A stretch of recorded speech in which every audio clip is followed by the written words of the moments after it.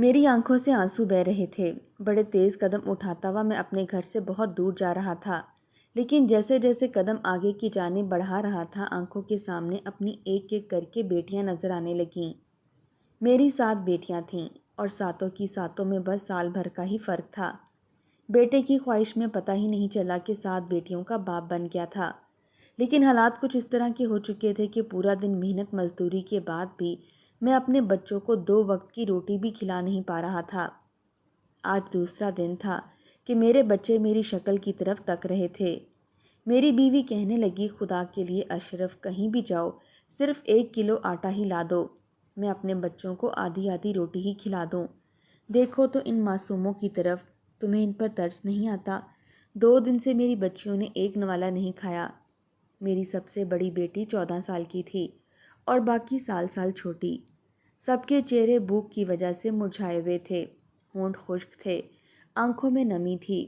میں نے کہا کہ سکینہ، دعا کرو کہ آج مجھے یا تو آٹا مل جائے یا پھر میں مر ہی جاؤں۔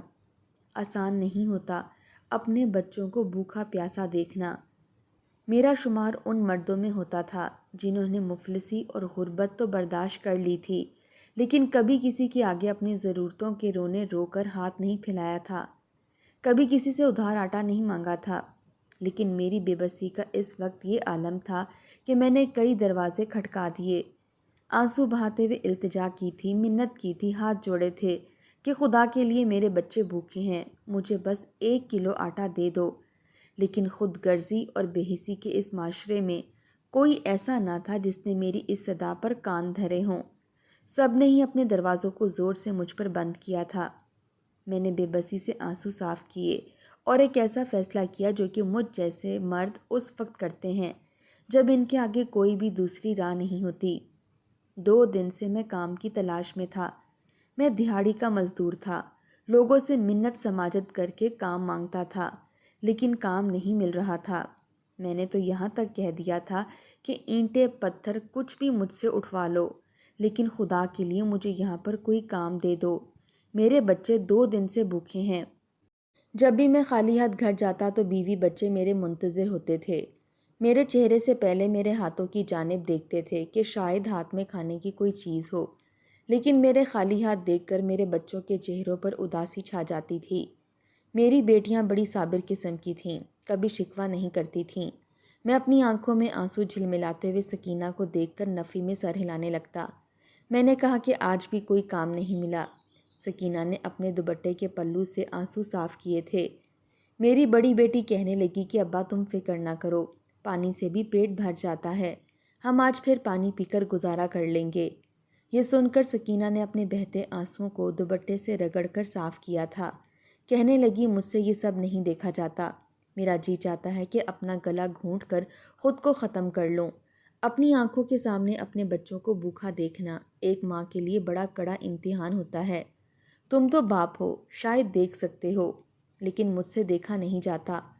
وہ کیا جانے کہ میں کس طرح سے اپنے دل پر جبر کرتا ہوں۔ پورا دن گرمی میں تپتی ہوئی دھوپ میں مزدوری کے لیے میں نے منتیں کی تھیں، لیکن میرے اختیار میں تو کچھ بھی نہ تھا۔ ہاں، لیکن جو سکینہ کہہ رہی تھی وہ ضرور تھا۔ آج بھی وہ کہنے لگی کہ ایسا کرو، بھیک مانگنا شروع کر دو، شاید بھیک ہی مل جائے۔ یہ بات میری خودداری پر بڑی کڑی ضرب تھی۔ تب میرے منہ سے بے اختیار نکلا تھا کہ کاش میں خالی ہاتھ آنے کی بجائے مر ہی جاتا تو اچھا تھا۔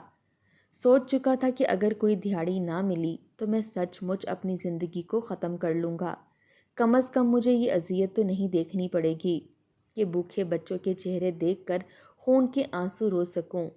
اپنے مزاج کے خلاف میں نے لوگوں کے آگے بھیک تک مانگ لی تھی کہ مجھے بس 1 کلو آٹا دے دو، لیکن کسی نے نہیں دیا تھا۔ اس لیے گھر جانے کی بجائے میں نے اپنا رخ ایک میدان کی طرف کر لیا، جہاں پر کہیں کہیں درخت بنے ہوئے تھے، باقی چاروں طرف مٹی ہی مٹی تھی۔ علاقہ کافی سنسان سا تھا اور وہاں پر کوئی بھی تعمیراتی کام بھی نہیں ہوئے تھے۔ دور دور کہیں کوئی گھر بنے ہوئے تھے۔ مرنے کے لیے وہ جگہ مجھے بہتر لگی تھی، جہاں میری چیخو پکار سننے والا کوئی نہیں تھا، نہ ہی کوئی مجھے بچانے کے لیے آئے گا، کیونکہ میں نے وہاں پر لوگوں کو آتے جاتے نہیں دیکھا تھا۔ میں اس جگہ کی طرف تیز تیز قدم بڑھا رہا تھا کہ مجھے اللہ اکبر کی صدا سنائی دی۔ سامنے مسجد میں اذان عصر ہو رہی تھی۔ میں نے سوچا کہ ایک حرام کام کرنے جا رہا ہوں جو کہ میرے رب کو پسند نہیں، لیکن میں یہ سب کرنے کے لیے بہت مجبور ہو چکا ہوں۔ میرے پاس کوئی دوسرا راستہ نہیں تھا۔ شاید میرے مرنے پر ہی میرے آس پڑوس کے لوگ میرے بیوی بچوں کو چند دن روٹی کے نوالے کھلا دیں، کیونکہ اکثر ہوتا تھا غریبوں کو کھانے پینے کی کوئی چیز نہیں دیتا، اور جب ان کے گھر میں کوئی مر جاتا تو آس پڑوس کے لوگ بریانی کی دیگ پکوا کر زبردستی روتے بچوں کے منہ میں ڈالتے تھے۔ ہمارے محلے میں پہلے بھی ایسا ہو چکا تھا۔ میرا دوست فضل دین جب بچوں کا پیٹ نہیں بھر سکا تو اس نے گلے میں پھندا ڈال کر خود کو ختم کر لیا تھا۔ یوں تو اس کی زندگی میں کسی نے اس کی مدد نہیں کی تھی، لیکن اس کے مرنے پر محلے بھر کے لوگوں نے پیسے جمع کر کے بریانی کی دیگ بنوائی تھی اور اس کی بیوی بچوں کو بھی کھلائی تھی۔ میرے بیوی بچے بھی سب کے سب وہاں پر پہنچ گئے تھے۔ تھوڑی دیر افسوس کیا تھا، لیکن اصل مقصد پیٹ بھر کر بریانی کھانا تھا۔ اور پچھلے کئی دنوں سے فاقہ کرنے کے بعد میری چھٹے نمبر کی بیٹی کہنے لگی کہ بھوک برداشت نہیں ہو رہی اماں، دعا کرو چھوٹی مر جائے۔ چھوٹی مرے گی تو 4 دن پڑوس سے بریانی کھانے کو ملے گی۔ یہ سن کر سکینہ نے اس کے منہ پر تھپڑ مارا تھا، لیکن بات میرے دل کو بڑی زور سے لگی تھی۔ اپنی آنکھوں میں آنے والے آنسو میں چھپا نہیں پایا تھا۔ میری بچی روتے روتے بھوکی سو گئی تھی۔ میں نے ایک ٹھنڈی گہری سانس بھری تھی۔ خود بخود میرے قدم مسجد کی جانب بڑھنے لگے۔ میں نماز پڑھنے کے لیے مسجد میں چلا گیا۔ باجماعت نماز عصر ادا کی اور اس کے بعد جب دعا کے لیے ہاتھ اٹھائے تو آنسو بہنے لگے۔ میں نے کہا، اے میرے اللہ، تم مجھے معاف کر دینا، پر میرے پاس دوسرا کوئی راستہ نہیں ہے۔ میں اپنے بچوں کے آنسوؤں کو نہیں دیکھ سکتا۔ میرے لیے یہ دیکھنا بہت مشکل ہے۔ شاید میری موت ان کو چند دن کھانا کھلانے کا سبب بن جائے، اس لیے میرا مر جانا ہی بہتر ہے۔ میں اپنی زندگی سے بالکل مایوس ہو چکا تھا۔ نماز پڑھنے کے بعد جب مسجد سے باہر نکلا تو دوبارہ اسی ویران جگہ کی طرف چلنے لگا۔ کبھی سکینہ کا روتا ہوا چہرہ آنکھوں کے سامنے آتا، جس نے مجھ سے شادی کرنے کے بعد صرف تنگیاں ہی دیکھی تھیں۔ اپنے گھر میں سے 2 وقت کی روٹی پیٹ بھر کر ضرور ملتی تھی، لیکن مجھ سے شادی کے بعد بس 1 سال ہی اسے 2 وقت کی روٹی نصیب ہوئی تھی۔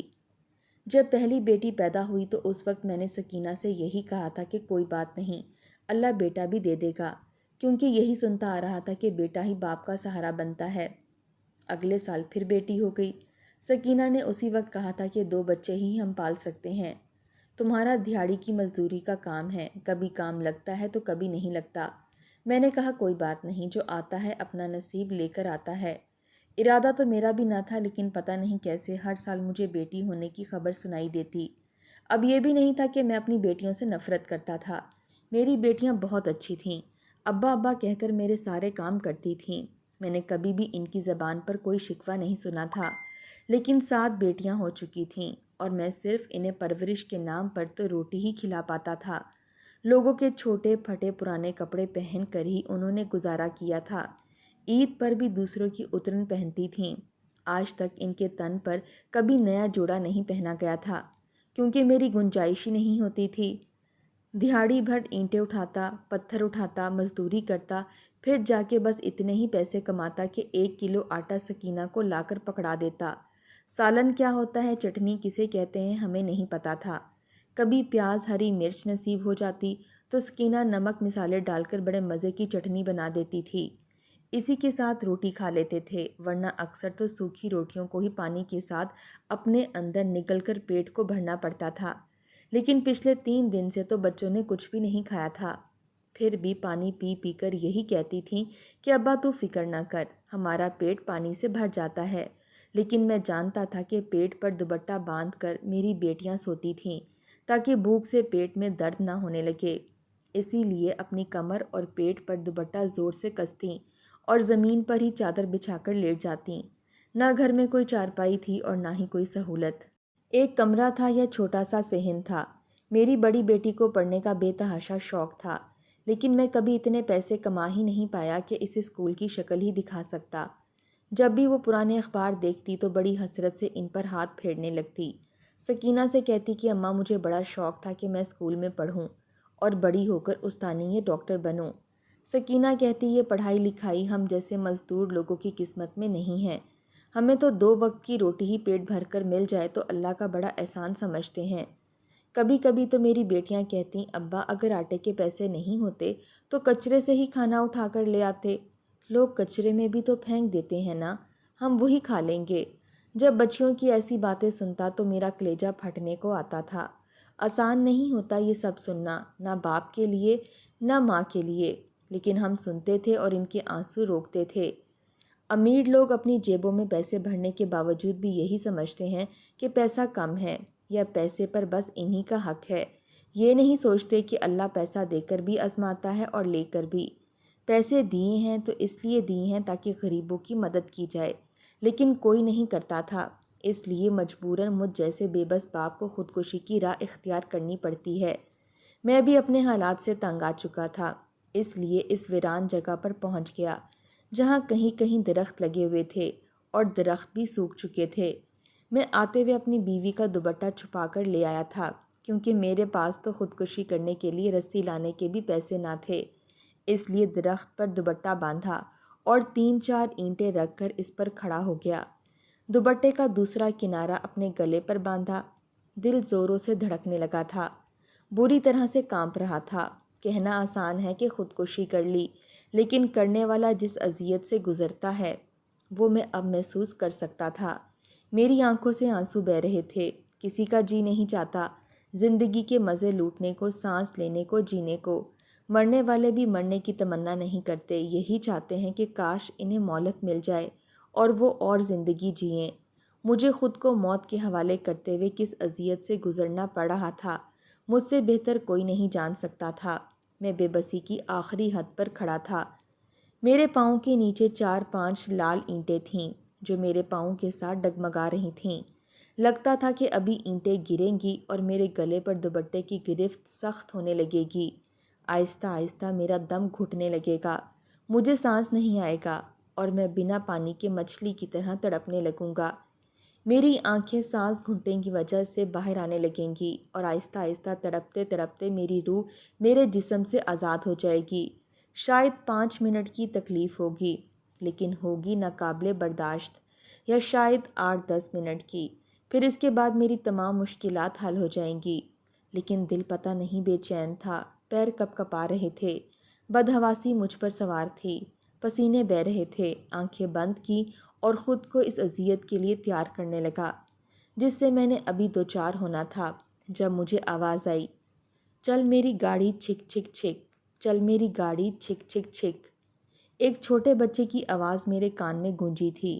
میں نے آنکھیں کھول کر دیکھا تو وہاں ایک 5 سالہ بچہ ڈوری سے گاڑی باندھے اسے چلا رہا تھا اور ساتھ میں یہ گنگنا رہا تھا۔ میں نے اسے دیکھا تو بے دھیانی میں دوبارہ سے آنکھیں بند کر لیں۔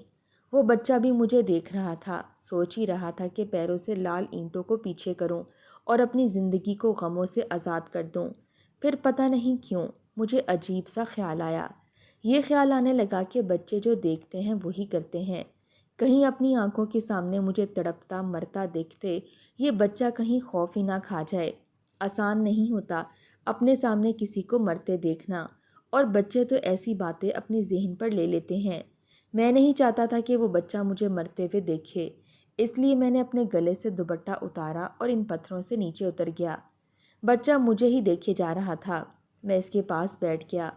وہ وہی اپنی بات دہرانے لگا کہ چل میری گاڑی چھک چھک چھک۔ میں نے اس کی گاڑی دیکھی تو وہ مٹی سے بنی ہوئی تھی، یہاں تک کہ اس کے ٹائر بھی مٹی سے بنے ہوئے تھے۔ میں نے وہ گاڑی اٹھائی اور غور سے اسے دیکھنے لگا۔ بڑی سادی سی گاڑی تھی، پوری کی پوری مٹی سے بنی ہوئی تھی۔ ہاں، اس پر محنت ضرور کی گئی تھی اور پھر اس کو فینسی دوپٹے سے اس کو سجایا گیا تھا، لیکن زیادہ مالیت نہیں لگی ہوگی۔ میں نے اس بچے سے پوچھا کہ یہ گاڑی تم نے کتنے کی خریدی؟ کہنے لگا پورے 100 روپے کی۔ یہ سن کر مجھے حیرت ہوئی تھی، کیونکہ اس پر پیسے نہ ہونے کے برابر لگے ہوئے تھے اور صرف محنت ہی محنت تھی۔ یہ کہہ کر وہ بچہ کہنے لگا کہ میں نے اپنے ابا سے ضد کر کے یہ گاڑی لی ہے، اسے محنت سے چلاؤں گا تو کل کو بڑا بابو بن جاؤں گا۔ ابا کہتا ہے محنت کبھی رائگاں نہیں جاتی، جو محنت کرتا ہے وہ بڑا بابو بن جاتا ہے۔ میں اس کی بات سن کر مسکرایا تھا۔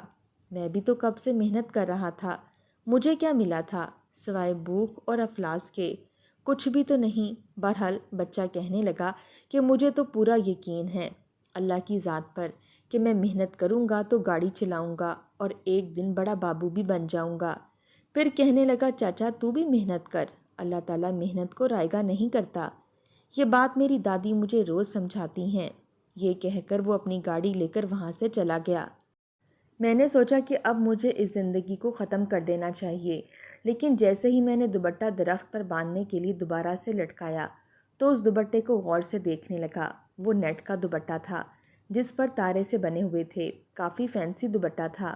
جب بھی سکینہ کسی کی شادی میں جاتی تھی اپنے لباس پر یہ دوپٹہ پہن کر چلی جاتی تھی، بس یہی اس کا ہار سنگھار ہوتا تھا۔